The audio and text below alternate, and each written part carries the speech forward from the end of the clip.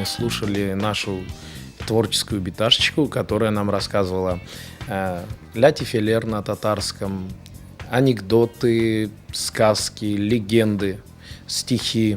Некоторые моменты она рассказывала из крымско-татарского фольклора, а некоторые уже, соответственно, придумала сама.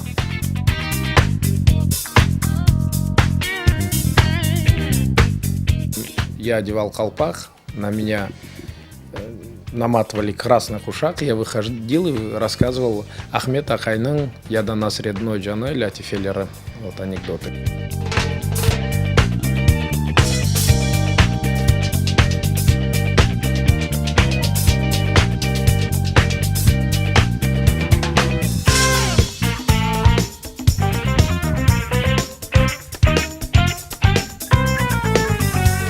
Спорт дал мне тот самый стержень, который, наверное, необходим и очень нужен для ведущего.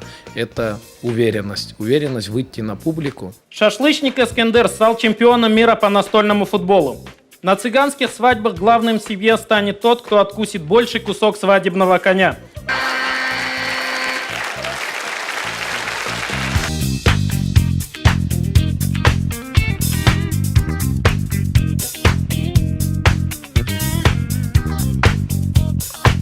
Я всегда стараюсь, чтобы было максимальное внимание уделено крымско-татарской культуре, нашим песням, нашей музыке.